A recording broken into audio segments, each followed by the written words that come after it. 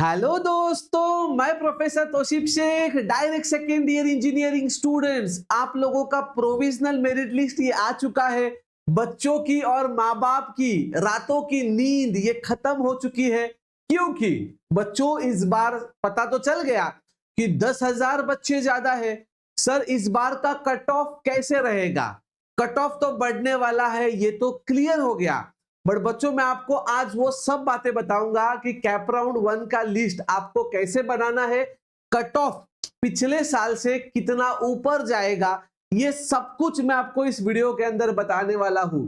But उससे पहले मैं आपको एक रियलिटी चेक देना चाहता हूं।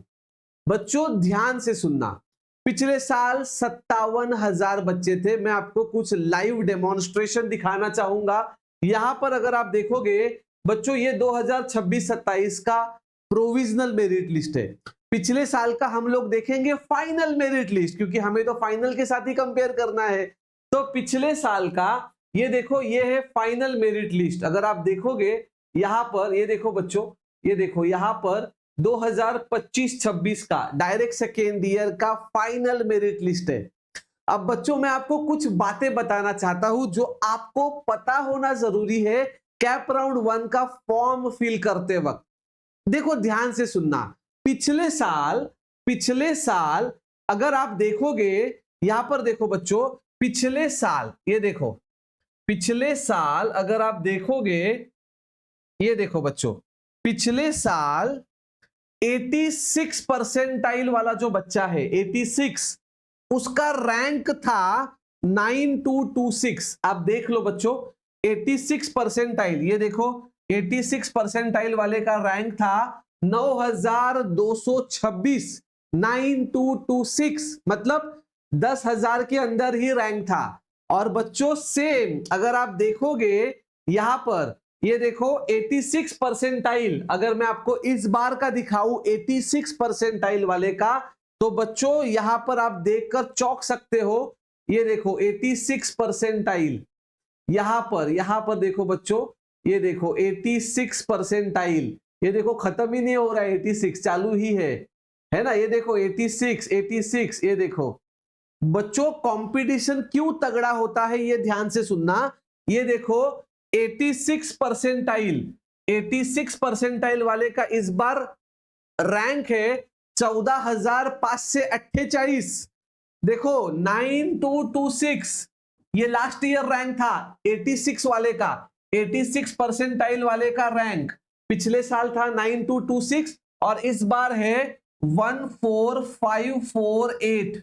मतलब अगर कैल्सी करना पड़ेगा भाई साहब, कैल्सी अगर आप देखोगे तो रैंक कितना बढ़ गया है, 14548 माइनस 9226, बच्चों 5322, मतलब रैंक 5000 से बढ़ गया है। अच्छा, सीट्स बढ़े हैं क्या? सीट्स तो बिल्कुल नहीं बढ़े हैं। पिछले साल भी 10% रिजर्वेशन था, इस बार भी 10% ही रिजर्वेशन है। अराउंड 5300 समथिंग रैंक इतना बढ़ गया है। मतलब एडमिशन तो टफ होगा। लाइव डेमोन्स्ट्रेशन मैंने आपको दिखाया है। तो ऐसे सिचुएशन में सर हमें करना क्या चाहिए? देखो बच्चों, कोई डराने की बात यहां पर है नहीं।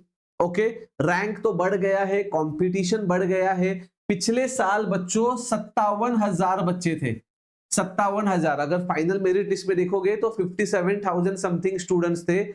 इस बार प्रोविजनल मेरिट लिस्ट में ही 68,800 बच्चे हैं। मतलब मतलब मतलब मतलब मतलब फाइनल मेरिट लिस्ट आना बाकी है और इसमें 2,000 बच्चे बढ़ जाएंगे, 1,000-2,000 बच्चे। और अभी आपका जो रैंक है वो रैंक हो सकता है और कुछ 2-3 नंबर या 10-12 नंबर ऊपर नीचे हो जाएगा।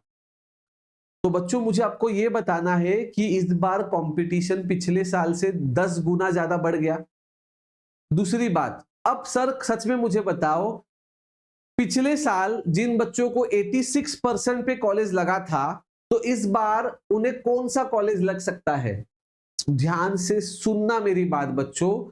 देखो 86% पे पिछले बार जिसको कॉलेज लगा था, उसको भी इस बार 86% पे लग सकता है। अगर वो बंदा अपने इच्छाओं को मार देगा, समझ में आ रहा है मैं क्या बोल रहा हूं? इच्छाओं को मार देगा का मतलब क्या सर? सिंपल भाषा में मैं आपको बताता हूं बच्चों। देखो, कैप राउंड 1 का फॉर्म भरते वक्त है ना, 3 चीजों को त्याग दो. ह्या 3 गोष्टींपासून लांब राहा. पहिली गोष्ट, पहिला ऑप्शन तुम्ही ऑटो फ्रीजला ठेवाल, नो डाऊट.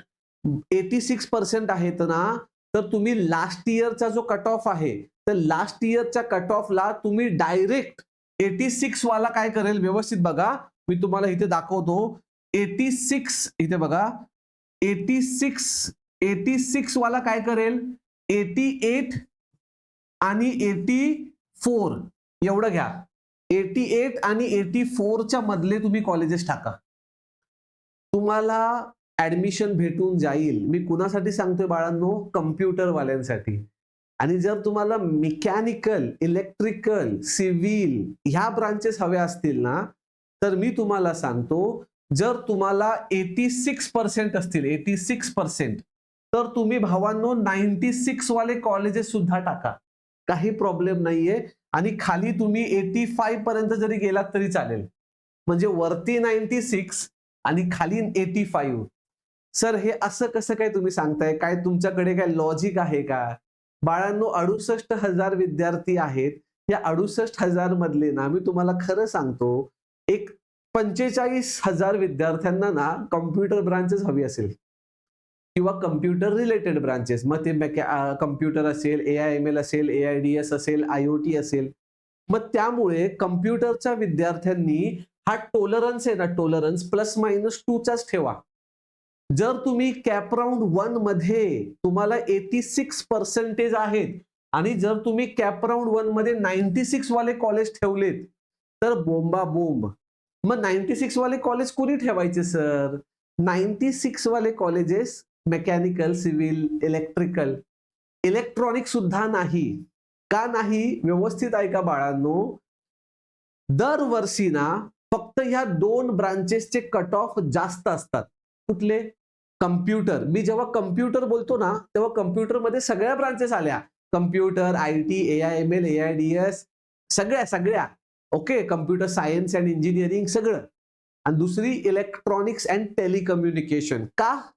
कारण का कम्प्युटरवाल्या विद्यार्थ्याला माहिती आहे की मला जर कम्प्युटर नाही लागलं तर मी इलेक्ट्रॉनिक्स अँड टेलिकम्युनिकेशन घेणार आहे. त्यामुळे ऑटोमॅटिकली ENTC चे सुद्धा कट ऑफ वाढतात. पण कम्प्युटरवाला कुठलाही विद्यार्थी इलेक्ट्रिकल, मेकॅनिकल, सिव्हिल टाकत नाही. तो काय म्हणतो? कम्प्युटर नाही भेटलं तर ENTC मी घेईल. कळतंय? त्यामुळे ह्या 2 ब्रांचेसचे कट ऑफ खूप वाढतात. बाकीच्या विद्यार्थ्यांनी कट ऑफचा जो रेंज आहे ना, तो असा ठेवायचा. लास्ट इयरचे कट ऑफ बघून. आणि आम्ही ज्या विद्यार्थ्यांना काउन्सिलिंगच्या लिस्ट दिलेल्या आहेत ना, त्यांना सुद्धा आम्ही असंच काहीतरी दिलेलं आहे. कुणाला 10चा टॉलरन्स दिलाय, कुणाला 6चा टॉलरन्स दिलाय, कुणाला 2चाच दिलाय, कुणाला दिलाच नाहीये टॉलरन्स. का? तर सिंपल आहे की अनुभव. मला बघायचं एका विद्यार्थ्याचा कॉल आला, तर तुम्ही कसं प्रेडिक्ट करता कॉलेज? काही गोष्टी सांगता येत नाहीत, काही गोष्टी फील करता येतात. म्हणजे आता काही गोष्टी बियॉन्ड द वर्ड्स असतात. मी तुम्हाला मागेही सांगितलेलं 10,000 विद्यार्थी वाढणार. मागच्या वर्षी सुद्धा 10,000 विद्यार्थी वाढलेच होते. कारण का 2024-25 मध्ये 48,000 विद्यार्थी होते. मागच्या वर्षी 58 ते 60,000 विद्यार्थी झाले. आता 68 ते 70,000 विद्यार्थी झाले. म्हणजे दरवर्षी 10,000 विद्यार्थी हे वाढतच चाललेले आहेत. घाबरू नका. ऍडमिशन आहे ना बाळांनो, प्रत्येकाला भेटणार. फक्त कॅप राउंड 1 मध्ये ना स्वतःच्या इच्छांना मारा, है ना. स्वतःची जी लालसा आहे, लालसा तिला कमी करा. आणि स्पेशली कम्प्युटरच्या विद्यार्थ्यांनो, आता मी तुम्हाला सांगतो एक उदाहरण. समजा तुम्हाला 90% आहेत, तुम्ही कम्प्युटरचे आहात, तर तुम्ही टॉलरन्स खरं सांगा काय ठेवायचा? टॉलरन्स ठेवायचा 92. खाली आहे ना, खाली उलट खाली जावा, काय प्रॉब्लेम नाही. खाली तुम्ही बाबा 82 पर्यंत गेला तरी चालेल, सेफर साइड. पण वरती हे बघा, कट ऑफ जर वाढला तर तुम्हाला खालचं कुठलं तरी कॉलेज लागेल, पण वरचं तर अजिबात लागणार नाही. त्यामुळे 92च्या वर जाऊन फायदा नाही. खाली तुम्ही किती जा, खाली तुम्ही फार 70% पर्यंत गेला तरी चालेल. कळतंय का? 100%. आता मला सांगा, एखादा 90चा विद्यार्थी असेल आणि त्याला मेकॅनिकल पाहिजे, तर तो काय करणार? तो म्हणणार की सर मी तर ना 99 वाले सुद्धा कॉलेज टाकेल. ओके, कारण का त्याला हे लागू शकतं कदाचित. कदाचित का? कारण का जर समजा 68,000 पैकी ह्यावेळी समजा 50-55,000 विद्यार्थी कम्प्युटरला जाणार असतील, तर मेकॅनिकलच्या तर ऑटोमॅटिकली कॉम्पिटिशन कमी झालं, सिव्हिलचं कॉम्पिटिशन कमी झालं. त्यामुळे मी सांगतोय की मेकॅनिकल सिव्हिल वाल्यांनी टॉपचे कॉलेजेस ठेवा, तुमच्या लिस्टमध्ये टॉपचे कॉलेजेस ठेवा. पण कम्प्युटर आयटीच्या विद्यार्थ्यांनी फक्त तुमच्या मार्कांपेक्षा 2% जास्त कॉलेज ठेवा वरती, खालचे ठेवू नका. बाळांनो, तुम्हाला कॉम्पिटिशन दाखवू किती टफ आहे. तुम्ही ना बघून शॉक्ड व्हाल, शॉक्ड. हे बघा, हे बघा, ही आपली डिप्लोमाची लिस्ट आहे बघा ही. हे बघा, ही आपली 2026-27 ची लिस्ट आहे. फक्त इमॅजिन करा, इथे बघा 86, इथे बघा तुम्ही, इथे 86 इथून चालू झालाय बरोबर, 14,546 पासून. आता 86 संपतोय कुठे बघा, इथे बघा, माफ करा, इथे बघा 86. हे बघा, बघत राहा 86, 86, 86, 86, 86, 86, 86, 86, 86, 86, 86, 86. बघा, म्हणजे इथे आला 86.00. कळतंय का तुम्हाला? म्हणजे 86.00 चे जवळजवळ 100 विद्यार्थी आहेत, 100 विद्यार्थी 86.00 चे. आता मला सांगा 86.00 पासून 86.99 पर्यंत किती विद्यार्थी असतील? मी तुम्हाला सांगू, हा आकडा आहे ना, हा आकडा म्हणजे 86 आणि 87 1% मध्ये जवळजवळ 1000 ते 1200 विद्यार्थी आहेत. फक्त 1% कमीच सांगतोय मी, तुम्ही काउंट करा, खूप विद्यार्थी तुम्हाला भेटतील. म्हणजे पॉइंट मध्ये फरक आहे बघा. फक्त तुम्ही इथे बघा, इथे बघा, हे बघा, इथे चेक करा. आता बघा, हे बघा 85 पॉइंट, हे बघा, हे बघा 85.94, 85.94, 85.94, 85.94, 94, 94, 94, 94, 94, 94. हे बघा 85.94, 94, 94, 94, 94, 94, 94, 94, 94, 94. बघा, संपतच नाहीये 94. लिस्टच संपत नाहीये. थोडी तुम्हाला झूम करून दाखवू का? बघा, हे बघा 85.94, बघा 85.94, 85.94, 85.94, 85.94. आता बघा 93 आलं बघा, 85.93, 90 बघा, 89, 89, 89, 89, 89, 89. बघा, म्हणजे इतकं कॉम्पिटिशन टफ आहे. त्यामुळे जर तुम्हाला कॅपराऊंडची लिस्ट बनवायला काही त्रास असेल, तर बाळांनो, आपली काउन्सिलिंग आहे आणि कॅपराऊंड 1 लाच महत्वाची आहे. जर तुम्हाला भीती वाटत असेल तर आपली ऍडव्हान्स लेवल काउन्सिलिंग घ्या.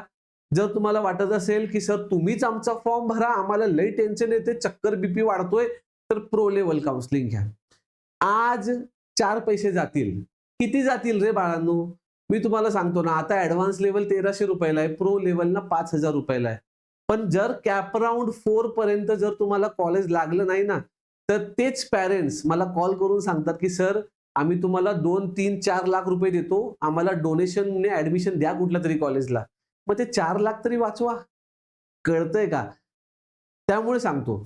आणि ज्याचे पर्सेंटेज कमी आहेत ना, त्याने तर प्रो लेवलच घ्या. सॉरी, खूप सर्दी झाली. तर बाळांनो, मला हे सांगायचं होतं की प्लीज कुठल्याही प्रकारे कन्फ्यूज होऊ नका, घाबरू नका. फक्त लिस्ट बनवताना कशी लिस्ट बनवायची ते मी तुम्हाला शिकवलेलं आहे. आता जर भीती वाटत असेल तर आम्ही आहोत. आपलं ऍप डाउनलोड करा. ऍपमध्ये ऍडव्हान्स लेवल आणि प्रो लेवल काउन्सिलिंग आहे. आणि आतापर्यंत जेवढ्या विद्यार्थ्यांनी घेतलेली आहे ना, म्हणजे काल परवा 2 दिवसाच्या अगोदरपर्यंतच्या सगळ्या विद्यार्थ्यांना लिस्ट गेलेल्या सुद्धा आहेत. काल परवा ज्यांनी घेतलेल्या आहेत त्यांच्या लिस्ट बनवायचं काम चालू आहे. सगळ्यांना फायनल मेरिट लिस्ट पर्यंत त्यांची कॅपराऊंड 1 ची लिस्ट तुमच्या हातात असेल. तर त्यामुळे बाळांनो, घाबरू नका, अजूनही वेळ आहे. आज तुमचे 1000 रुपये जातील, काही 1000, 2000 काही रुपये जातील तुमचे, पण भविष्यात तुमचे लाखो रुपये वाचतील. जर स्वतः बनवत असाल, व्हेरी गुड, नो प्रॉब्लेम, पण बनवा. ठीक आहे बाळांनो, ऑल द व्हेरी बेस्ट. तुमचे काही कमेंट्स असतील, काही डाऊट्स असतील तर मला विचारा, मी प्रयत्न करीन उत्तर द्यायचा. आणि ह्या चॅनलला बाळांनो प्लीज सबस्क्राईब करा. इतकी ऑथेंटिक जानकारी देणारा मला वाटतं एकमेव चॅनल आहे. आपण बाकीची दुनियादारी करत बसत नाही. आवडलं असेल तर नक्की चॅनलला सबस्क्राईब करा आणि व्हिडिओला लाईक करा. Thank you.